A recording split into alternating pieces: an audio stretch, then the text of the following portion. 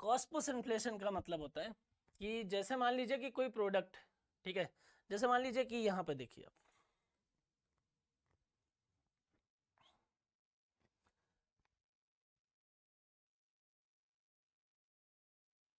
ठीक, जैसे मान लीजिए कि कोई प्रोडक्ट है, ठीक है, कौन सा प्रोडक्ट, कोई भी प्रोडक्ट, ठीक है, जैसे मान लीजिए कि हम लहसुन की ही बात करते हैं, ठीक है। अब हमारे पास में जो लहसुन है, अगर मान लीजिए कि इसकी लागत जो है, इसकी कॉस्ट जो है, इसकी खेती करने की लागत जो है, हम मान लेते हैं कितना है, 20 रुपए आ रही है, ठीक है, 20 रुपए पर केजी के हिसाब से इसकी कॉस्टिंग आ रही है ना। तो मार्केट में ये प्रोडक्ट जो है, इसका जो मार्केट प्राइस होगा वो मान लेते हैं हम 40 रुपए होगा। समझ में आ रही है। तो यहां पर चीजें किस प्रकार से दिखाई दे रही हैं कि कॉस्ट जितनी होगी जनरली मार्केट प्राइस उससे क्या हो जाएगा, है ना, उससे इंक्रीज हो जाएगा। क्यों इंक्रीज हो जाएगा? क्योंकि लागत से कम में तो कोई बेचेगा नहीं, कोई अपनी जेब से पैसा लगाकर तो सामान को बेचेगा नहीं ना। अब मान लीजिए कि कुछ टाइम के बाद इस प्रोडक्ट के प्रोडक्शन की कॉस्टिंग जो है वो क्या हो जाती है, वो इंक्रीज हो जाती है, और वो बढ़कर कितनी हो जाती है, 30 रुपए हो जाती है। अब क्वेश्चन ये उठता है कि सर क्या आज भी 30 रुपए की कॉस्टिंग के बाद क्या ये 40 रुपीज में ही मार्केट में अवेलेबल रहेगी? क्या बिल्कुल नहीं। फिर कितने में? सर ये 50 रुपीज में बिकेगा। यहाँ पर क्या हुआ, 40 रुपए का प्रोडक्ट का प्राइस कुछ दिन के बाद कितना दिखाई दे रहा है, 50 रुपीज। क्यों 50 रुपीज दिखाई दे रहा है? इसलिए 50 रुपीज दिखाई दे रहा है क्योंकि उसका जो कॉस्ट था, इसलिए 50 रुपीज दिखाई दे रहा है क्योंकि इसकी जो लागत थी वो लागत में इंक्रीमेंट हो गया, इसकी लागत जो है वो क्या हो गई, बढ़ गई। तो इसका जो फाइनल मूल्य है वो मूल्य में भी वृद्धि हो जाएगी। बात समझ में आ रही है। तो यहां पर अगर कॉस्ट में इंक्रीमेंट के कारण उसके प्रोडक्ट के फाइनल प्राइस में इंक्रीमेंट हो जाएगा तो वहां पर हम बोल देंगे कि ये लागत प्रेरित मुद्रास्फीति। बात समझ में आ रही है। जैसे मान लीजिए कि एक बिस्लरी का बॉटल है, ठीक है, वो 20 रुपए में मार्केट में बिक रहा है, तो उसको बनाने में, उस बॉटल को बनाने में मान लीजिए कि 5 रुपए की प्लास्टिक की कॉस्टिंग के बाद में वो प्रोडक्ट 5 रुपए का है, 2-3 रुपए का पानी डला हुआ है, प्यूरिफाई करा, तो टोटल कॉस्टिंग अगर आप मान लीजिए तो वो 10 रुपए की मान लेते हैं, और उसके बाद मार्केटिंग वार्केटिंग सब कुछ मिला के 10 रुपए की कॉस्टिंग जो है वो उसकी आ रही है, और मार्केट में कितने में बिक रहा है, वो 20 रुपए में। बात समझ में आ रही है। अब ये मान लीजिए कि यही कॉस्टिंग बढ़ जाए, उस प्लास्टिक के जो रेट है वो रेट में क्या हो जाए, इंक्रीमेंट देखने को मिले। तो रेट अगर इंक्रीज होगा तो चीजें किस प्रकार से, अगर रेट बढ़ेंगे, अगर मान लीजिए कि ये जो प्रोडक्ट है इस प्रोडक्ट के रेट में इंक्रीमेंट होगा तो चीजें क्या दिखाई देंगी कि कॉस्ट जैसे ही बढ़ेगी वैसे ही लागत में, वैसे ही कॉस्ट के बढ़ने से आपका जो फाइनल प्राइस होगा, जो मार्केट प्राइस होगा, वो क्या हो जाएगा, वो भी इंक्रीज हो जाएगा। तो एक बात तो ये समझ में आ गई कि डिमांड के कारण इन्फ्लेशन आ रहा है, और दूसरी बात ये समझ में आ गई कि भाई कॉस्ट जो है उस कॉस्ट के कारण भी चीजें किस तरीके से दिखाई दे रही हैं कि अगर लागत में वृद्धि हुई तो फाइनल प्रोडक्ट अपने आप महंगा हो जाएगा। इसका एक बेहतर एग्जांपल आप और समझ सकते हैं कि जैसे पेट्रोलियम है ना, पेट्रोल और डीजल के रेट जो हैं वो अप डाउन होते रहते हैं। अब अगर मैं आपको ये बोलूं कि हमारे यहाँ का जो प्रोडक्शन है वो डिपेंड करता है किस पर, डीजल पर, ठीक है।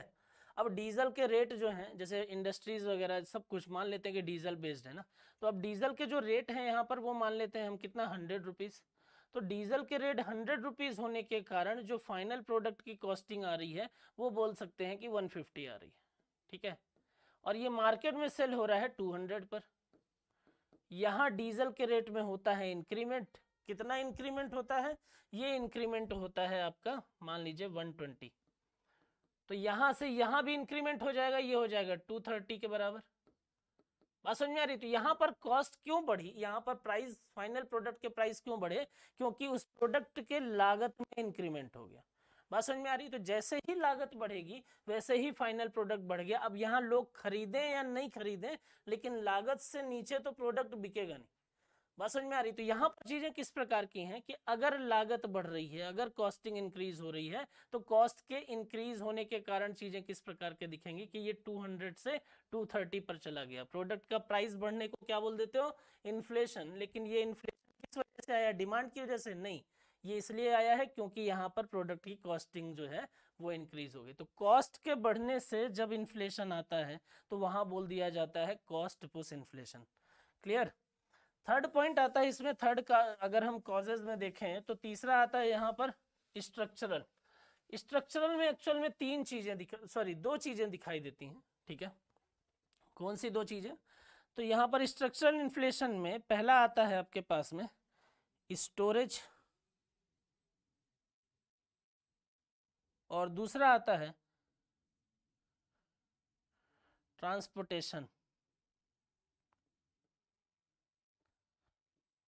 ठीक है। पहला आता है यहाँ स्टोरेज और दूसरा आता है ट्रांसपोर्टेशन। स्टोरेज की अगर मैं बात करूं तो स्टोरेज में सामान्य तौर पर ये सप्लाई साइड प्रॉब्लम कहलाती है ना, ठीक है। इसके कारण से अगर मैं ब्लैक मार्केटिंग बोलूं,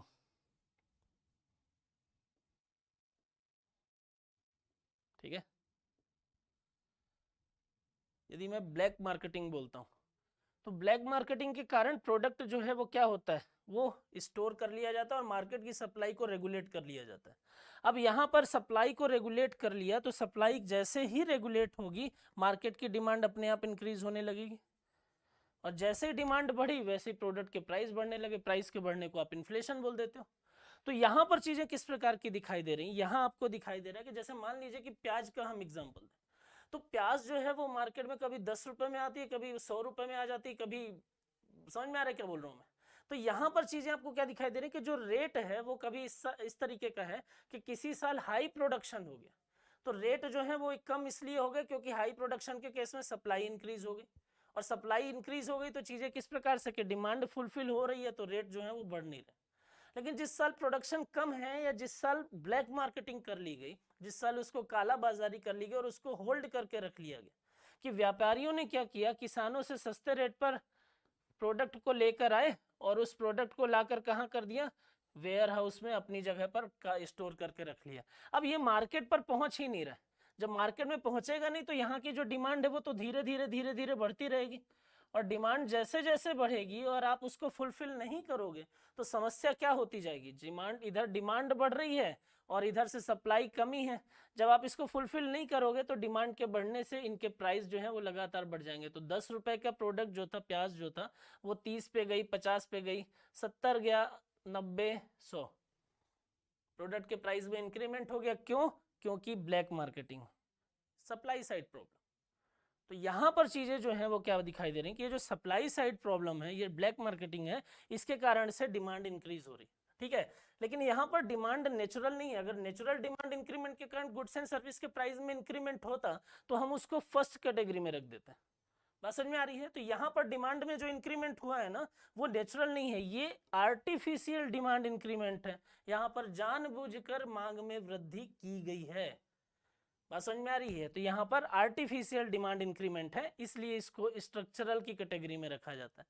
और नेक्स्ट आता है ट्रांसपोर्टेशन। तो ट्रांसपोर्टेशन का मतलब है कि अगर डीजल पेट्रोलियम के रेट जो है वो क्या हो जाएंगे, इंक्रीज हो जाएंगे, तो एक जगह से दूसरी जगह जाने पर जो ट्रांसपोर्टेशन कॉस्ट आती है प्रोडक्ट की, वो महंगी हो जाएगी। अगर मान लीजिए पहले 70 रुपीज़ के कारण ट्रांसपोर्टेशन की वजह से 50,000 लग रहे थे और फाइनल प्रोडक्ट जो है वो 200 में पड़ रहा था, तो 100 रुपीज़ के कारण अब वो 90,000 लगेंगे और फाइनल प्रोडक्ट जो है वो 230 पर पड़ेगा। तो यहाँ पर गुड्स एंड सर्विस के प्राइस में क्या हो गया, इंक्रीमेंट हुआ, प्राइस बढ़ा, इन्फ्लेशन आया, लेकिन किस वजह से, ट्रांसपोर्टेशन महंगी होने की वजह से। तो यहाँ पर आपको एक बात समझ में आ गई कि सर अगर गुड्स एंड सर्विस के प्राइस की डिमांड बढ़े, नेचुरल डिमांड, तो वहाँ हो जाएगा डिमांड पुल इन्फ्लेशन। सर अगर उसकी कॉस्ट इंक्रीज हो रही है, डिमांड है मार्केट में नहीं है, उससे फर्क नहीं पड़ता है, तो वहां पर आप बोल दोगे कि कॉस्ट पुश इन्फ्लेशन है, तो आप बोल दोगे सर लागत प्रेरित। यहाँ पर डिमांड से बहुत ज्यादा फर्क नहीं पड़ रहा है, यहाँ फर्क किससे पड़ रहा है, लागत से, है ना। नेक्स्ट आप बोल दोगे कि ये स्ट्रक्चरल, तो आप बोलोगे सर स्ट्रक्चरल की अगर बात करें तो स्टोरेज और ट्रांसपोर्टेशन, इनके कारण से गुड्स एंड सर्विस के प्राइस में इंक्रीमेंट होगा, और इनके कारण से यहाँ पर उनके जो चीज़ें होंगी वो किस प्रकार से दिखेंगी, वो प्राइस बढ़ते हुए नजर आएंगे। प्राइस जैसे ही बढ़ेगा उस कंडीशन को हम बोल देंगे इन्फ्लेशन आया। तो आपको यहाँ तक चीजें समझ में आ गई, आपको ये समझ में आ गया कि कॉजेज क्या है, कॉजेज ऑफ इन्फ्लेशन क्या है। तो 3 रीजन मेनली देखने को मिलते हैं, एक डिमांड पुल, कॉस्ट पुश और स्ट्रक्चरल। आगे चलते हैं। अगर परसेंटेज के बेसिस पर आप बात करते हो, है ना, अगर आप परसेंटेज के बेसिस पर बात करते हो कि कितने टाइप में डिवाइड किया जाता है, तो 4 टाइप में मेनली इसको डिवाइड करके देखते हैं कि इन्फ्लेशन जो है वो 4 टाइप का हो सकता है। पहले को बोलते हैं क्रीपिंग इन्फ्लेशन। इसका हिंदी नाम में अगर आपको बताऊं कि चीजें जो है वो थोड़ी सी मतलब हंसी आएगी आपको कि हिंदी नाम थोड़ा सा इसका अलग है ना। आप इंग्लिश वर्ड ना इंग्लिश याद रखेंगे तो थोड़ा सा आसान है। तो ऐसा समझिए कि अगर किसी भी कंट्री में 0 to 3% का इन्फ्लेशन है पर ईयर, तो उसको बोला जाता है क्रीपिंग इन्फ्लेशन। क्रीपिंग इन्फ्लेशन का मतलब है कि जो इन्फ्लेशन बढ़ रहा है ना, वो बहुत धीमी गति से बढ़ रहा है। बात समझ में आ रही है? इसको कहते हैं क्रीपिंग का मतलब क्या होता है, घिसटना ना, तो इसको कहते हैं घिसटती हुई मुद्रास्फीति। ये मैं नहीं बोल रहा हूँ ना, ये बुक वगैरह में मेंशन है। तो इसको कहते हैं घिसटती हुई मुद्रास्फीति। सामान्य तौर पर अगर हम बात करेंगे तो इस तरीके की जो इन्फ्लेशन आता है वो कहाँ देखने को मिलता है, वो आपको देखने को मिलता है डेवलप्ड कंट्री में, राइट। तो यहाँ पर इस टाइप का जो इन्फ्लेशन है वो सामान्यतः आपको जनरली कहाँ दिखेगा, डेवलप्ड कंट्री में। वॉक इन इन्फ्लेशन की बात करूँ तो 3 to 10% पर ईयर। तो अगर इस टाइप का है तो इसको बोलते हैं चलती हुई मुद्रास्फीति। जो डेवलपिंग कंट्री होंगी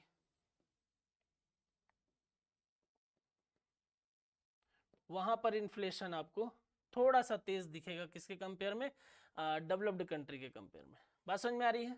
तो यहाँ पर आपको दिखाई दे रहा है कि स्पीड थोड़ी सी बढ़ गई है। बात समझ में आ रही है?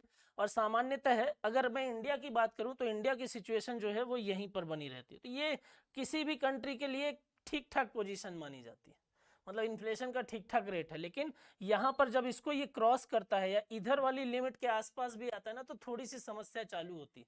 बात समझ में आ रही है? तो यहाँ एक चीज ये देख रहे हैं। तीसरे अगर मैं बात करूं तो इससे और ज्यादा स्पीड से तेजी से बढ़ता है तो बोलते हैं रन अवे, या इसी को रनिंग इन्फ्लेशन के नाम से भी जानते हैं। तो यहाँ पर ये कहाँ देखने को मिलती है, यहाँ आप समझ लीजिए कि इकोनॉमी जो है वो डाउन जाना चालू हो गई है, कंडीशन मार्केट की खराब हो गई है। बात समझ में आ रही है? और यहाँ इकोनॉमी जो है बर्बाद हो गई है। ये बुरी कंडीशन है और ये बदतर कंडीशन। तो इन्फ्लेशन जो है वो इन दोनों तक सीमित रहे तो कंट्री के लिए अच्छा है। जैसे ही तीसरे पे पहुंचेगा, जैसे 10% से ऊपर जाएगा, 30% के बीच में रहेगा, तो चीजें आपको दिखाई देंगे कि यार इकोनॉमी अब डाउनफॉल होना चालू हो गई। बस समझ में आ रही, समस्या चालू हो गई, महंगाई इतनी तेजी से बढ़ रही है कि रेगुलेट करना मुश्किल हो रहा है वहां पे। और यहाँ पर अगर मैं बोलूँ कि 30% और उसके ऊपर अगर चली जाए तो वहां पर फिर समस्या आना चालू हो जाएगी। उसको बोलते हैं सक्रिय मुद्रास्फीति, हाइपर इन्फ्लेशन। तो ये वाला जो एरिया है ये आपको याद रखना है कि ये ऊपर के 3 पर ईयर पर काम करते हैं और ये काम करता है पर मंथ पर। और ये तीनों आपको दिखाई देंगे क्या, पर ईयर। ठीक है, तो यहाँ पर आपको ये समझ में आ गया कि ये पर ईयर की बातें हैं। ठीक है, यहाँ पर आपको ये समझ में आ गया कि ये पर ईयर के बेस पर परसेंटेज की बात हो रही है। और यहाँ पर क्या दिखाई दे रहा है कि ये जो इकोनॉमी है फेल होना चालू हो गई और ये पर मंथ के बेसिस पे। बात समझ में आ रही है? तो आपको अगर मैं एक चीज़ बताऊँ तो अभी जैसे आपने वेनेजुएला का नाम सुना होगा, आप श्रीलंका को देख रहे हैं, है ना। तो अलग अलग कंट्री जितनी भी हैं जिनकी इकोनॉमी बुरी तरीके से फेल हो रही है वो इन सिचुएशन से गुजर रही है ना। फ्रांस की अगर हम बात करें तो वहाँ पर चीज़ें इस प्रकार से देखने को मिल रही थी पास्ट में कि इन्फ्लेशन मतलब इस तरह से बढ़ रहा था, इस कदर बढ़ रहा था कि वहाँ पर हर 24 आवर में प्रोडक्ट के प्राइस जो है वो डबल हो रहे थे। आप आज कुछ चीज़ों को लेने जा रहे थे तो उसके प्राइस मान लीजिए कि 100 रुपीज़ है, कल आप जा रहे हो तो उसी का प्राइस जो है वो 200 रुपीज़ है। इस कदर इन्फ्लेशन जो है वो इंक्रीज हो रहा था। तो हाइपर का मतलब तो है इकोनॉमी मतलब बुरी तरीके से फेल हो गई ना। तो यहाँ पर आप बस ये समझें कि ये दो तो ठीक है ना, लेकिन डेवलपिंग में ये वाली सिचुएशन को भी बहुत अच्छा नहीं माना जाएगा। तो इसलिए क्या बोला जाता है, ये वाली कंडीशन। इसमें एक चीज़ याद रखें, हमारे जो एक्स आरबीआई गवर्नर थे जिनका नाम था उर्जित पटेल, उर्जित पटेल ने एक रिकमेंडेशन दिया था इसी चीज को लेकर। उन्होंने ये बोला था, इसी चीज को लेकर रिकमेंडेशन दिया, उन्होंने ये बोला था कि जो इंडिया की इकोनॉमी है और इंडिया में जो इन्फ्लेशन है ना उसके लिए उन्होंने एक पैरामीटर सेट किया। पैरामीटर कैसा, तो उन्होंने बोला +2 और -2, है ना, 4% को आइडल माना और फिर बोला +2 और -2 कि इंडिया में जो इन्फ्लेशन रखी है वो 4 + 2 मीन्स 2 मतलब 6% और 4 - 2 मीन्स 2%। तो इन्होंने जो पैरामीटर दिया था उर्जित पटेल ने, उन्होंने बोला कि 2% से कम नहीं होना चाहिए और 6% से ज़्यादा नहीं होना चाहिए। कंट्री का जो इन्फ्लेशन है इसके बीच में वेरी करना चाहिए। बात समझ में आ रही?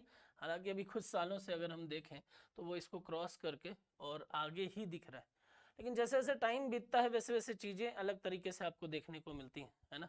तो ये रिकमेंडेशन उस टाइम ड्यूरेशन के हिसाब से ठीक थे, हो सकता है कि अभी थोड़े से इनमें इंक्रीमेंट की ज़रूरत हो। बस समझ में आ रही है? तो आपको टाइप्स ऑफ इन्फ्लेशन जो है वो समझ में आ गए। आगे बात करते हैं। अब यहाँ पर देखिए, यहाँ आपको समझ में आ रहा है कि इन्फ्लेशन जो है वो किस तरीके से, क्रीपिंग की अगर हम बात कर रहे हैं तो क्रीपिंग जो है वो धीरे धीरे धीरे धीरे चल रहा है।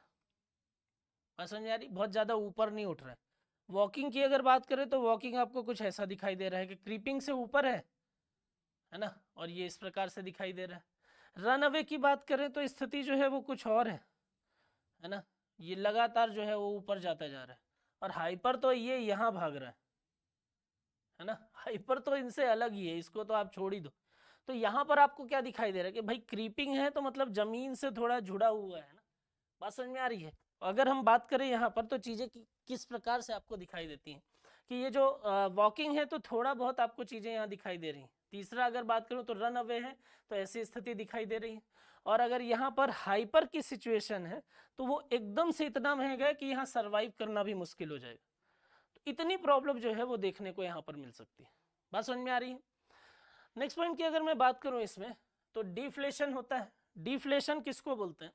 डिफ्लेशन की अगर मैं बात करूं तो डिफ्लेशन मतलब जैसे आप समझ लो कि ये इन्फ्लेशन की अपोजिट कंडीशन होती है ना। इन्फ्लेशन में आपने क्या देखा कि जो गुड्स और सर्विस के प्राइस हैं वो क्या हो रहे थे, इंक्रीज हो रहे थे। लेकिन डिफ्लेशन में आप क्या देखते हो कि जो गुड्स एंड सर्विस के प्राइस होते हैं वो डिक्रीज होते हैं। यहाँ पर चीजें महंगी होने की बजाय यहाँ पर चीजें जो है वो सस्ती होना चालू होती है। बात समझ में आ रही है? यहाँ पर क्या होता है कि चीजें महंगी होने की बजाय सस्ती होना चालू होती हैं। तो ये इन्फ्लेशन की अपोजिट कंडीशन के फॉर्म में दिखाई दे रहा है।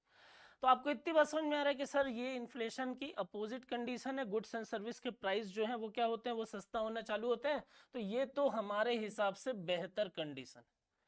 लेकिन आप याद रखिएगा कि कंट्री के हिसाब से डिफ्लेशन जो है वो एक लिमिट को अगर क्रॉस करती है, जो मैंने अभी थोड़ी देर पहले आपको बताया है ना, कहाँ पे, उर्जित पटेल के केस में 2% 6% वाला हल। तो अगर ऐसी सिचुएशन है कि यहाँ से इधर जा रहा है तो मतलब गुड्स और सर्विस के प्राइस क्या हो रहे हैं, सस्ते हो रहे हैं, और इधर जा रहा है तो मतलब प्राइस बढ़ रहे हैं। तो ये इन्फ्लेशन की तरफ है और ये डिफ्लेशन की तरफ है। जितना इधर जाता जाएगा डिफ्लेशन है, जितना इधर जाता जाएगा इन्फ्लेशन। बैलेंस अगर नहीं होगा तो समस्या होगी ना, बैलेंस रखना जरूरी है ना। तो यहाँ पर देखिए डिफ्लेशन जो है वो एक लिमिट तक ठीक है, लेकिन अगर एक लिमिट को क्रॉस करेगा तो फिर यही डिफ्लेशन जो है वो कंट्री में रिसेशन ला सकता है। यही डिफ्लेशन जो है वो कंट्री में मंदी ला सकता है।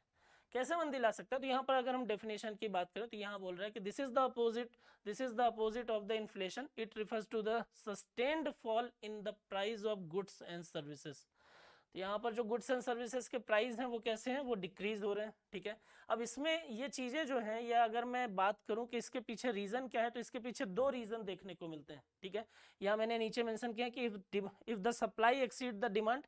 पहला रीज़न ऐसा मान लीजिए कि यदि सप्लाई जो है वो डिमांड से ज़्यादा हो रही है, और दूसरा रीज़न अगर मैं यहाँ पर आपको बोलूँ, if the demand falls down even below the supply.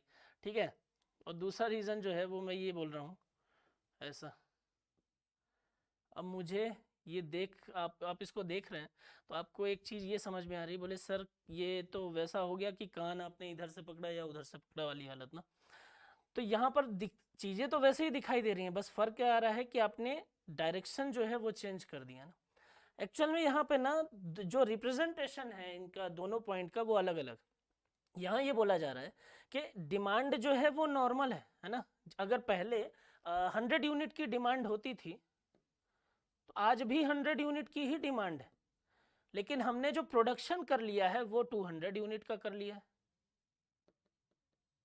बात समझ में आ रही है?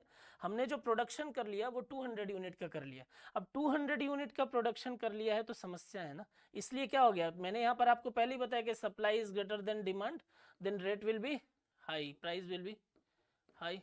तो यहाँ आपको समझ में आ रहा है कि डिमांड आपकी नॉर्मल है, लेकिन आपने क्या किया, आपने सप्लाई जो है उसको बहुत ज़्यादा इंक्रीज कर दिया। इट मीन्स कि आपका जो प्रोडक्शन है वो बहुत एक्सीडेड अमाउंट में हो गया। तो इस कंडीशन में क्या हो जाएगा कि जो प्राइस होंगे वो कैसे हो जाएंगे, डिक्रीज होना चालू होंगे। और दूसरी सिचुएशन ये बोल रहा है कि यहाँ पर डिमांड कांस्टेंट थी और यहाँ सप्लाई, बोले कि सर हम तो 100 यूनिट की सप्लाई ही हमेशा कर रहे थे ना, तो ये एक आइडल सिचुएशन है। तो आज भी 100 यूनिट ही कर रहे हैं, लेकिन इस 100 यूनिट पर चीजें किस प्रकार से दिखाई दे रही है, इस 100 यूनिट पर कैसा दिखाई दे रहा है कि 100 यूनिट की सप्लाई है, लेकिन डिमांड जो है वो उससे भी कहीं कम हो गई, और वो जाकर कितनी हो गई, वो हो गई 40 यूनिट। अब मार्केट में आप कितना भी सामान सस्ता बेच लीजिए, कितना भी आप सामान को नॉर्मल रेट पे बेच लीजिए, खरीदने वाले नहीं होंगे तो प्रॉब्लम होना चालू होगी ना। बात समझ में आ रही है? तो यहाँ पर चीज़ें इसी प्रकार की दिखाई दे रही हैं कि डिफ्लेशन जो है वो इस वजह से आ रहा है, अगर सप्लाई डिमांड से ज़्यादा हो जाए और दूसरे केस में अगर डिमांड सप्लाई से कम हो जाए। देखने में आपको ये ज़रूर लग रहा होगा कि सर ये दोनों कंडीशन जो है वो सेम है, लेकिन इसका मतलब ये है कि यहाँ डिमांड कांस्टेंट है और सप्लाई जो है वो एक्सीडेड अमाउंट में हो गई, इंक्रीज हो गई है, और यहाँ पर सप्लाई जो है वो कांस्टेंट है और डिमांड जो है वो बहुत तेज़ी से डाउनफॉल हो गई है। तो ये एक प्रॉब्लम है ना, इसकी वजह से गुड्स एंड सर्विस के प्राइस में डिक्रीमेंट देखने को मिलने लगता है। क्लियर? अब दोनों केस में एक चीज ये समझ में आ गया कि सर रीजन तो अल्टीमेटली आप देखो तो आपको ये समझ में आएगा कि यहाँ डिमांड ही है। तो किसी भी कंट्री में डिमांड के कम होने के पीछे क्या क्या रीजन हो सकता है। अगर मैं आपसे ये बोलता हूँ कि किसी कंट्री में जो डिमांड है उस डिमांड के कम होने के पीछे क्या क्या रीजन हो सकते हैं, तो हम एक एक करके इसको भी देख लेते हैं। देखिए, मांग में गिरावट के निम्नलिखित मांग में जो गिरावट है वो निम्न कारणों से हो सकती है। क्या क्या कारण? When the credit flow in the economy decrease due to low liquidity in the banking system, अगर बैंकों के पास पैसा जो है वो कम हो जाए, है ना, बैंकिंग सिस्टम में अगर लिक्विडिटी जो है वो ही कम हो जाए, तो जब बैंक के पास ही पैसा नहीं होगा तो वो आगे कस्टमर को जो लोन देगी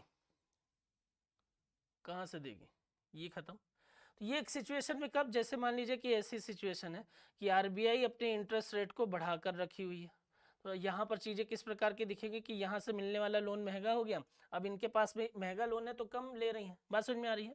और या फिर मान लीजिए कि आरबीआई की सिक्योरिटीज़ में इन्होंने इन्वेस्टमेंट कर लिया या फाइनेंस किए हैं तो वो एनपीए की कैटेगरी में चला गया, है ना, तो बैंक के पास पैसा जो है वो किसी भी रीज़न से कम हो गया। अगर बैंक के पास पैसा कम हुआ तो यहाँ पर सिचुएशन कैसी बनेगी कि बैंक के पास पैसा कम हुआ, लिक्विडिटी फ्लो कम हुआ, इधर मार्केट में पैसे का फ्लो जो है वो कम हो जाएगा। जैसे ही पैसे का फ्लो कम हुआ, जैसे लिक्विडिटी डाउन हुई, वैसे डिमांड में डिक्रीमेंट चालू। बात समझ में आ रही है? तो यहाँ पर एक चीज समझ में आ गई कि सर डिमांड जो है वो इसलिए डाउन हो रही है क्योंकि बैंक में लिक्विडिटी कम है। दूसरी अगर मैं बात करूं कि अगर मान लीजिए दूसरे रीजन की अगर मैं बात करूं तो यहाँ बोल रहा है when the rate of unemployment increases, अगर मान लीजिए कि किसी भी कंट्री में मैक्सिमम पॉपुलेशन जो है वो अनएम्प्लॉय हो जाए। बात समझ में आ रही है? किसी भी कंट्री की मैक्सिमम पॉपुलेशन जो है वो अनएम्प्लॉय हो जाए, तो जब मैक्सिमम पॉपुलेशन अनएम्प्लॉय है तो मैक्सिमम पॉपुलेशन की डिमांड कैसी होगी, डिक्रीज। बात समझ में आ रही है? तो मैक्सिमम पॉपुलेशन की डिमांड कैसी हो जाएगी, डिक्रीज हो जाएगी। अब डिमांड के डिक्रीमेंट के कारण क्या आ जाएगा, डिफ्लेशन आ जाएगा। किस वजह से आया, क्योंकि अनएम्प्लॉयमेंट ज्यादा थे। थर्ड की बात अगर करें, when the economy of the country reaches is saturation, अगर मान लीजिए कि डेवलप्ड फॉर्म में, है ना, अगर चीजें इस तरीके से दिखाई दे रही हैं कि इकोनॉमी जो है वो डेवलप्ड फॉर्म में, डेवलप्ड है, नीड फुलफिल हो गई है, तो वहां सामान्य तौर पर डिमांड कैसी रहती है, कम रहती है। तो सामान्यतः आप देखते हो क्रीपिंग इन्फ्लेशन, है ना, लेकिन अगर और ज्यादा डिमांड डिक्रीमेंट हुआ तो वही क्रीपिंग इन्फ्लेशन जो है वो डाउन होते होते डिफ्लेशन पर पहुंच जाता है। तो डिमांड डिक्रीमेंट के पीछे तीसरा रीजन जो है वो क्या दिखाई देता है कि अगर कंट्री जो है वो अपने डेवलप्ड फॉर्म में सेचुरेशन में है तो भी इस प्रकार की चीजें देखने को मिलती है। और लास्ट बोल रहे हैं कि when the population of the country is ageing या ओल्ड एज या सीनियर सिटीजन। बात समझ में आ रही है?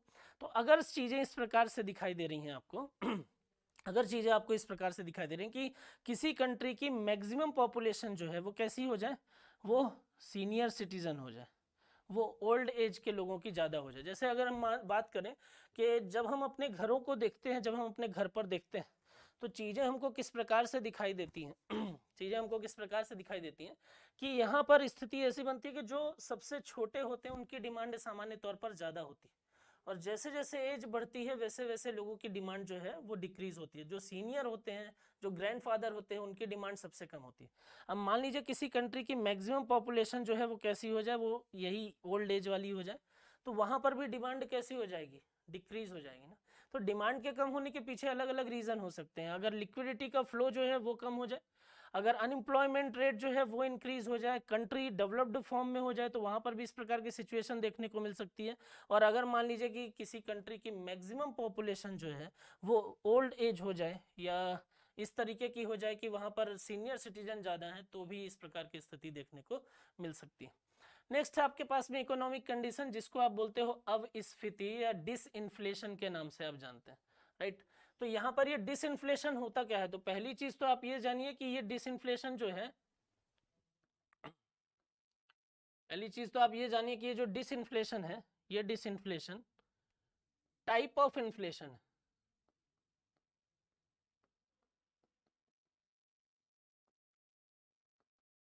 है ना। ये कैसा है, ये टाइप ऑफ इन्फ्लेशन है। टाइप ऑफ इन्फ्लेशन है, इसका मतलब क्या है, इन्फ्लेशन का टाइप है, इट मींस कि प्राइस जो है वो बढ़ेंगे ही बढ़ेंगे। बात समझ में आ रही है। तो यहाँ पर ये चीज क्लियर हो गई कि डिसइंफ्लेशन टाइप ऑफ इन्फ्लेशन है, तो यहाँ प्राइस जो है वो बढ़ेंगे ही बढ़ेंगे। लेकिन फिर इसमें डिफरेंस क्या हो गया, तो यहाँ बोल रहे continuous decline in the rate of inflation is disinflation. Price तो बढ़ेंगे लेकिन प्राइस के बढ़ने का जो रेट होगा वो कंटिन्यूअस डाउन होगा। यहाँ एग्जांपल से देखिए कि अगर मान लीजिए गुड्स एंड सर्विस के प्राइस में इंक्रीमेंट हो रहा है, लेकिन गुड्स एंड सर्विस के प्राइस में जो इंक्रीमेंट हो रहा है वो कैसा हो रहा है कि प्राइस बढ़ रहे हैं, लेकिन प्राइस के बढ़ने का जो रेट है वो रेट कंटिन्यूअस क्या हो रहा है, डिक्रीज हो रहा है। वहां पर आप क्या बोल देते हो कि सर यहाँ देखिए कि ये है प्राइस, ये कंटिन्यूअस इंक्रीज हो रहा है 100 से 110, 10% का इंक्रीमेंट, बेस हो गया 110। यहाँ पर 100 से 115, 5% का इंक्रीमेंट, यहाँ पर 118 तो 3% का इंक्रीमेंट। 100, 110, 115, 118 कंटिन्यूअस प्राइस जो है वो कैसे दिखाई दे रहे हैं, इंक्रीज। ये इन्फ्लेशन की सिचुएशन है ना। और नीचे क्या दिखाई दे रहा है आपको, रेट दिखाई दे रहा है, आपको परसेंटेज दिखाई दे रहा है कि पहले 10% के रेट से इन्फ्लेशन आया, देन 5% के रेट से, देन 3% के रेट से। तो गुड्स एंड सर्विस के प्राइस तो इंक्रीज होते हैं, लेकिन जिस रेट से इंक्रीज होते हैं वो रेट कंटिन्यूअस क्या होता है, डिक्रीज होता है। जब ऐसी सिचुएशन बनती है तो वहां पर क्या बोल दिया जाता है कि इकोनॉमी की कैसी कंडीशन होगी, उसको बोल दिया डिसइंफ्लेशन या उसको बोल दिया अविस्फीति, राइट। तो अलग अलग सिचुएशन है, अलग अलग कंडीशन है इकोनॉमी में, और भी चीजें हैं इकोनॉमी की, और भी कंडीशन है, ठीक है। अभी जो हम बात कर रहे हैं वो बात कर रहे हैं किसकी, डिसइंफ्लेशन की। हमने क्या क्या देख लिया, तो इन्फ्लेशन पता चल गया, रीजन पता चल गए, उसके कॉजेस पता चल गए, टाइप पता चल गए, ठीक है। डिसइंफ्लेशन पता चल गया आपको, डिफ्लेशन पता चल गया आपको, ठीक है। तो इस तरीके की अलग अलग इकोनॉमिक एक्टिविटी को आपने देख लिया। अभी मैं चीज़ें जो हैं अभी ख़त्म नहीं हुई हैं, नेक्स्ट जो बात करेंगे वो हम किसकी बात करेंगे, रिसेशन के बारे में देखेंगे, स्टैगफ्लेशन को देखेंगे, ठीक है। देन टेक्निकल रिसेशन जैसी चीज़ें जो अभी करंट में जनरली देखने को मिल रही है वो किस प्रकार की होती है, तो हम उनके बारे में बात करेंगे, ठीक है। तो आज इतना ही रखते हैं, नेक्स्ट क्लास में हम जब मिलेंगे तो हम इसके आगे फिर बातचीत करते हैं। चलिए फिर।